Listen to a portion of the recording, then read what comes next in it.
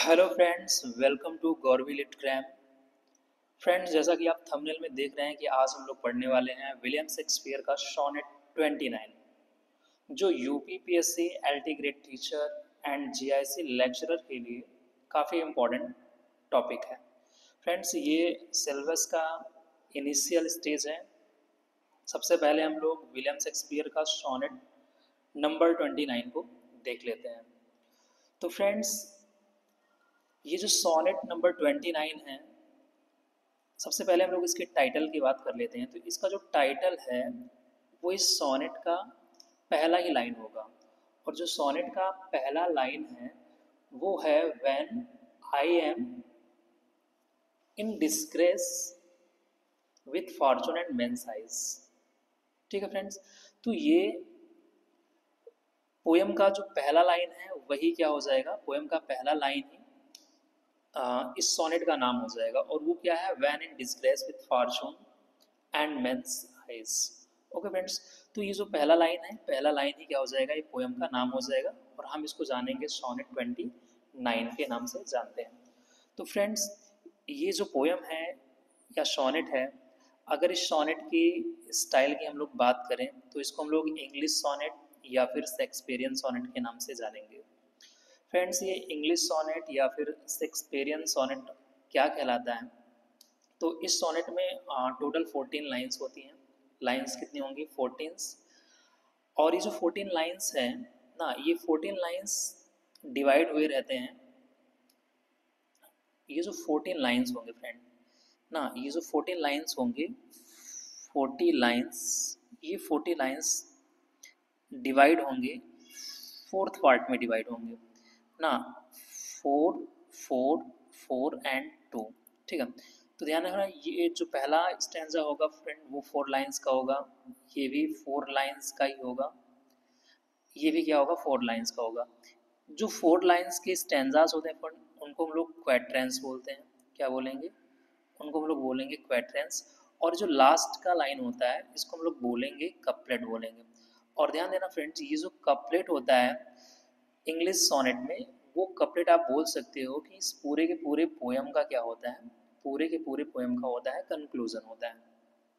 Okay friends, अब ये जो पोयम है when in disgrace with fortune and men's eyes, तो ध्यान देना फ्रेंड, ये जो पोयम है ये सेल्फ डाउट, एनवी, डिस्पेयर और पावर ऑफ लव के बारे में बताता है। ये जो पोयम है ये पार्ट है फेयर यूथ का पार्ट है। किसका पार्ट है फ्रेंड, फेयर यूथ का ना। हम लोगों ने देखा है कि विलियम शेक्सपियर के जो सोनेट्स हैं वो दो पार्ट में बटे हुए हैं ना। एक डार्क लेडी प्लाट है, सॉरी पार्ट है, और दूसरा पार्ट क्या है, फेयर यूथ है। फ्रेंड, जो फेयर यूथ है ना ये चलता है 1 से लेके 129 तक। कहाँ से कहाँ तक, 1 से लेके 100, सोनेट नंबर 129 तक के जो सोनेट्स होते हैं वो फेयर यूथ। अब ये फेयर यूथ है कौन, हम लोगों को नहीं पता है। तो ये इस सीक्वेंस का जो पोएम होगा, इसके बाद जो आएंगे, हम लोग को पता है ना कि उन्होंने कुल मिला के 154 सोनेट लिखा है। अब 130 से लेके ना 154 तक के जितने भी सोनेट्स हैं वो सब डार्क लेडी के लिए लिखा गया है। हम लोग इस बात पे चर्चा कर चुके हैं फ्रेंड्स, जो शेक्सपियरियन सोनेट होते हैं उसमें 3 क्वाड्रेंट्स होते हैं and 1 concluding line that is called couplet ना। अब यहाँ पे अगर हम लोग राइमिंग स्कीम की बात कर लें इस पोएम की फ्रेंड, तो इस पोएम का जो राइमिंग स्कीम होगा ना, जैसे वो यहाँ पे अगर हम लोग राइमिंग स्कीम बनाना चाहें तो इसको अगर हम लोग ए बोलें, ये क्या हो जाएगा बी। फिर ये देखो, अगर इसको हम लोग ए बोलें और ये क्या हो जाएगा फ्रेंड, पी। किस तरीके से देखेंगे, तो ये लिखा ना, आइज से राइम कर रहा है क्राइज, और स्टेट से राइम कर रहा है फेट। मतलब क्या हो जाएगा फ्रेंड, जो राइमिंग होगा A B, A B, C D, C D, E F, E F and G C, पूरे के पूरे सोनेट का जो राइमिंग स्कीम होगा फ्रेंड वो ये होगा। मतलब A B C D E F and G G. ये जो जी जी है ना फ्रेंड, यही है कंक्लूडिंग लाइन, और ये क्या कहलाएगा, कपलेट कहलाएगा।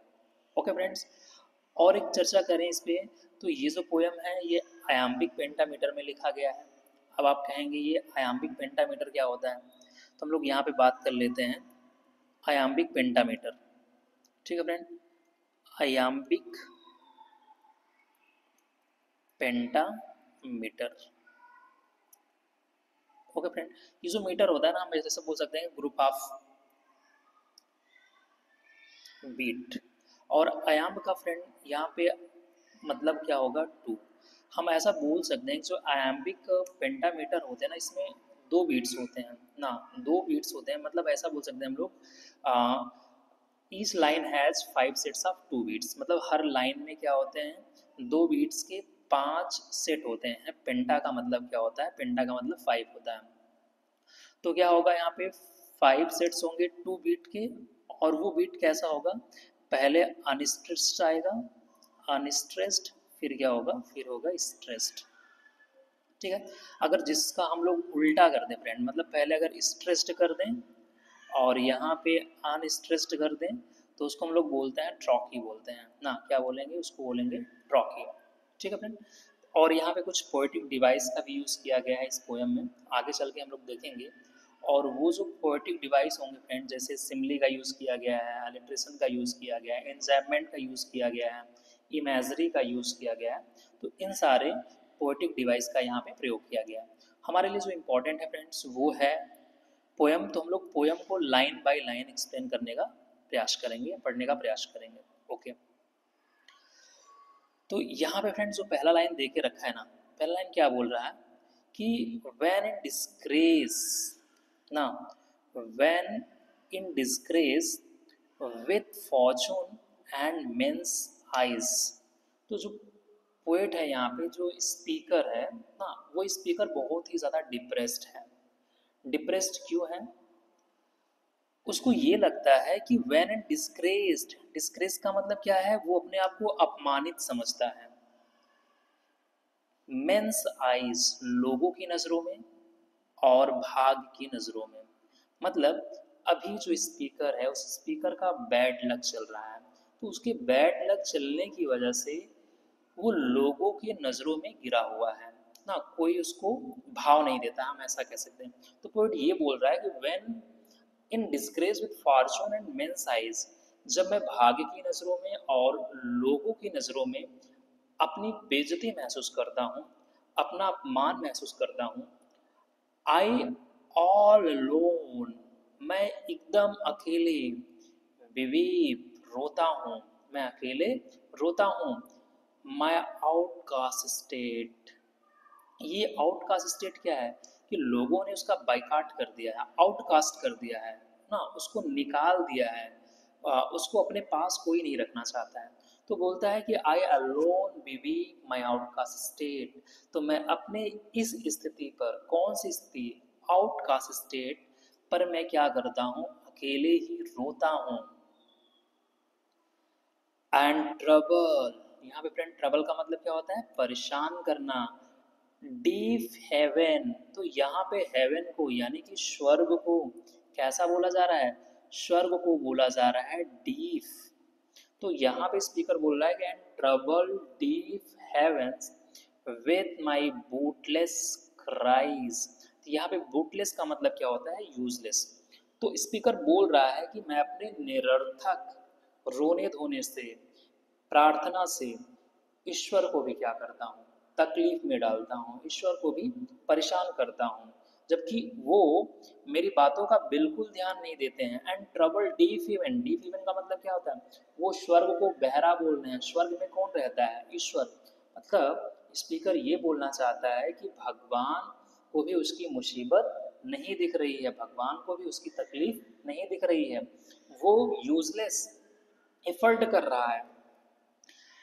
And look upon my self, and look upon my self, इसके बाद मैं अपने आप को देखता हूँ। एंड कर्स माई फेट, और मैं अपने भाग्य को ही क्या करता हूँ, कर्स करता हूँ, कोसता हूँ, मैं अपने आप को ही क्या करता हूँ, कोसता हूँ। तो देख रहे हैं फ्रेंड्स, तो ये जो 4 लाइन की पोएम है ना, ये प्रॉब्लम से स्टार्ट हो रही है ना। इन 4 लाइन में क्या है कि जो स्पीकर है वो अपने प्रॉब्लम को बता रहा है कि लोगों की नज़रों में और भाग की नज़रों में वो एकदम गिर चुका है, वो अकेले अपनी स्थिति पर रोता है, वो सोचता है कि वो भगवान को भी क्या कर रहा है, अपनी बूटलेस क्राई से भगवान को भी परेशान कर रहा है। हेवन जो है उसकी तरफ डीप हेवन, वो मतलब भगवान भी उसकी बातों को सुन नहीं रहा है। अब आगे के लाइन में पोएट क्या कह रहा है, स्पीकर क्या कह रहा है, हम लोग इस बात पे चर्चा करते हैं। तो पोएट की इच्छा है, wishing me like to one, काश मैं उसकी तरह होता। तो फ्रेंड ये सबकी इच्छा होती है ना, जब हम किसी एक वेल अपडेटेड पर्सन को देखते हैं जो हमसे ज़्यादा हैंडसम है, हम ज़्यादा रिच है, लोग उसको भाव देते हैं, तो हमारी भी इच्छा अंदर से होती है कि काश मैं भी ऐसा होता। तो वो बोल रहा है कि wishing me like to one, काश मैं भी उसकी तरह होता, मोर रिच, जो काफ़ी ज़्यादा क्या होते हैं, धनवान होते हैं, इन होप, और जिनके पास बहुत सारी आशाएं होती हैं, बहुत सारे आशाएं होती हैं। फीचर्ड, फीचर्ड का मतलब होता है रूप रंग। तो यहाँ पे स्पीकर बोल रहा है काश मैं भी उनकी तरह दिखता, फीचर्ड लाइक हिम, काश मैं भी उनकी तरह दिखता, like him with friend processed ना, उनकी तरह मेरे पास भी क्या होते, दोस्त होते। अगर मैं अच्छा दिखता, मैं अमीर होता, मेरे पास काफ़ी अवसर होता, तो आज मेरे पास भी क्या होते, उनकी तरह दोस्त होते। डिजायरिंग दिस मैंस आर्ट, अब पता है यहाँ पे स्पीकर को ये लगता है ना कि उसके अंदर कोई टैलेंट नहीं है, उसके अंदर कोई टैलेंट नहीं है, और ना ही उसके जीवन में कोई स्कोप है। तो क्या बोलता है वो, डिजायरिंग दिस मैंस आर्ट। तो स्पीकर बोल रहा है कि जो कला उस व्यक्ति के अंदर है, काश वो मेरे अंदर होती, एंड दैट मैंस स्कोप, तब मेरी भी पहुंच उस इंसान की तरह हो जाती। लोग मुझे भी क्या करते, लोग मेरी तरफ भी आकर्षित होते, लोग मुझे भी अपने पास रखना चाहते, लोग मुझसे भी दोस्ती करते हैं। With what I most enjoy contented least. तो स्पीकर क्या बोल रहा है, with what I most enjoy, मतलब ये सारी चीजें जो उनके पास है मेरे पास होती, आई मोस्ट इंजॉय, तो मैं भी बहुत आनंद करता। अब चूंकि ये सारी चीजें मेरे पास नहीं है, कंटेंटेड लीस्ट, तो मुझे संतुष्टि बहुत ही कम है, मैं संतुष्ट नहीं हूँ। तो इस 4 लाइन में फ्रेंड हम लोगों ने देखा कि पोएट स्पीकर पहले अपनी प्रॉब्लम्स को बताता है, फिर स्पीकर ये बोल रहा है कि उसके पास क्या होना चाहिए था जिससे वो खुश रहता। अब नेक्स्ट लाइंस को हम लोग पढ़ते हैं फ्रेंड। तो अब स्पीकर बोल रहा है कि yet in these thoughts myself almost despising, तो पोएट ही बोल रहा है कि yet in these thoughts myself almost despising, हालांकि ये सारी जो थॉट्स हैं, विचार हैं, myself almost despising, वो कहता है ना ये जो मेरे विचार हैं ये मुझे एकदम डिस्पाइज करते हैं, मुझे दुखी करते हैं। Happily I think on the, अब यहाँ से क्या है, स्पीकर के माइंड में थोड़ा सा टर्निंग पॉइंट आता है, उसकी सोच बदलती है। अब वो क्या होना चाहता है, बोलते हैं ना happily I think on the, तब एकाएक मुझे तुम्हारी याद आती है। अब यहाँ पे दी कौन है फ्रेंड, क्योंकि ये फेयर यूथ के लिए यूज किया गया है सोनेट, इसका मतलब वो जो फेयर यूथ है, अब वो अपने बिलवेड को याद करती है, याद करता है, अपने बिलवेड को याद करता और बोलता है कि जब मैं तुम्हारे बारे में सोचता हूँ ना, जब मुझे तुम्हारी याद आती है, एंड देन माई स्टेट, और फिर मैं अपनी स्थिति को देखता हूँ, like to the lark at break of day arising from sullen earth sings hymn at heaven's gate. अब यहाँ पे इस वाले लाइन में जो पोएट है वो अपनी तुलना, मतलब इस वाले लाइन में सिमिली यूज किया गया है, वो अपना कंपैरिजन लार्क से करता है जो सुबह उठता है और हेवेंस की तरफ जाता है और वहाँ पे अच्छे गीत गाता है। क्या करता है, अच्छे गीत गाता है। तो अब यहाँ पे जो स्पीकर है वो सॉल्यूशन की तरफ चल रहा है, बोल रहा है कि भाग की नज़रों में मेरी इज्जत घट चुकी है, लोगों की नज़रों में मेरी इज्जत घट चुकी है, ईश्वर मेरी प्रार्थना को नहीं सुनता है। जैसे लोगों का फीचर है मेरे, वैसे फीचर्स नहीं है। तो उसके अंदर ये सारे नेगेटिविटी है, तभी उसको अपने बिलवर्ड की याद आती है ना, अपने फ्रेंड की याद आती है, और वो कहता है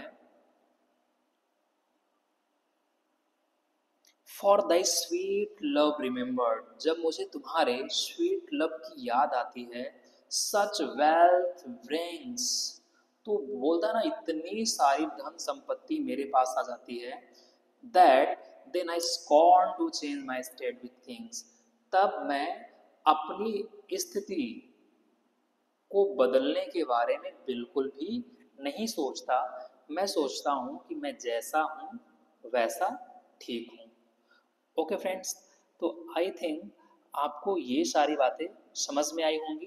फ्रेंड्स, अब इस पोयम में, इस सोनेट में कुछ टेक्निकल वर्ड्स हैं, कुछ पोएटिक डिवाइस हैं जिनको हम लोग समझने का प्रयास करेंगे। तो पहला फ्रेंड यहाँ पे क्या लिखा गया है, अलिट्रेशन लिखा गया है।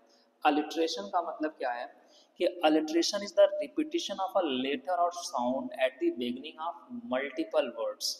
मतलब कि जो अलिट्रेशन होता है वो साउंड का रिपीटिशन होता है, वो किसी लेटर के साउंड का क्या होता है, रिपीटिशन होता है। बिगनिंग ऑफ मल्टीपल वर्ड्स, यानी कि जो मल्टीपल वर्ड्स क्या होते हैं, शुरू होते हैं, तो उनका जो फर्स्ट लेटर होगा वो या फर्स्ट साउंड होगा वो रिपीट करेगा। जैसे यहाँ पे देखिए ना, Sally's slippery snake slithered slowly down the stairs, तो आप देखेंगे S S S S S सब में क्या हुआ है फ्रेंड, रिपीट हुआ है, तो इसको हम लोग क्या बोलेंगे, अलिट्रेशन बोलेंगे। अब जरा हम लोग पोएम में अलिट्रेशन वाली लाइन को क्या करते हैं, फाइंड आउट करने का प्रयास करते हैं। क्या लिखा है, when in disgrace with fortune and men's eyes I all alone. तो फ्रेंड इस वाले लाइन में आप बोल सकते हैं ना, आई ऑल अलोन, तो यहाँ पे देखेंगे ऑल अलोन, जो एक ही साउंड है वो रिपीट हो रही है, तो हम लोग बोल सकते हैं कि यहाँ पे क्या है, अलिट्रेशन है। एंड ट्रबल डीप हेवेंस, तो फ्रेंड यहाँ पे देखिएगा ना, हेवन को क्या बोला जा रहा है, हेवन को बोला जा रहा है डीप ना। अब या तो हम ऐसा बोल सकते हैं कि इस वाले लाइन में दो दो फिगर ऑफ स्पीच है, एक तो मेटाफर हो सकता है ना, क्या हो सकता है, एक मेटाफर हो सकता है। मेटाफर का मतलब हमको समझ में आता है कि जब हम एक वस्तु को का तुलना दूसरे वस्तु से करते हैं और दोनों एक ही हो जाते हैं। जैसे यहाँ पे देखेंगे हेवन को डीप बताया जा रहा है ना, हेवन को क्या बताया जा रहा है, डीप बताया जा रहा है। दूसरा यहाँ पे पर्सनिफिकेशन भी हो सकता है। पर्सनिफिकेशन का मतलब क्या होता है कि जब हम नॉन लिविंग ऑब्जेक्ट या फिर किसी अब्स्ट्रैक्ट आइडिया को हम लिविंग मान के चलते हैं। अब यहाँ पे डीप होने का काम किसका है, डीप होने का काम तो इंसानों का है। तो यहाँ पे हेवन को डीप बताया गया, इसका मतलब क्या है, यहाँ पे पर्सनिफिकेशन भी हो सकता है। और यहाँ पे देखें friends, and look upon my self and curse my fate, wishing me life to one more rich in hope, featured like him with friends possessed, desiring this man's art and that man's scope, with what I most enjoy, contended least, yet in these thoughts myself almost despising, happily I think on thee and then my state, like to the lark।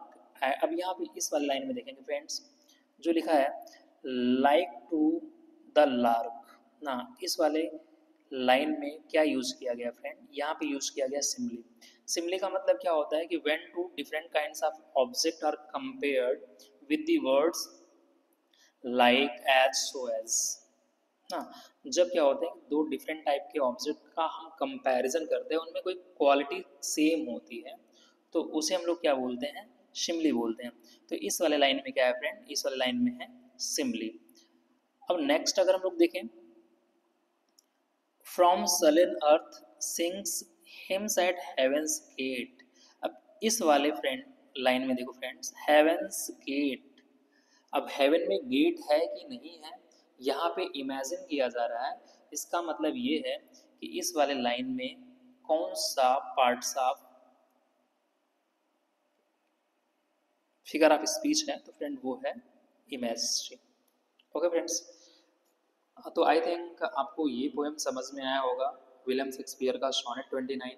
Next वाले video में friends हम लोग पढ़ेंगे William Shakespeare का sonnet 138, when my love swears that she is made of truth. तब तक आप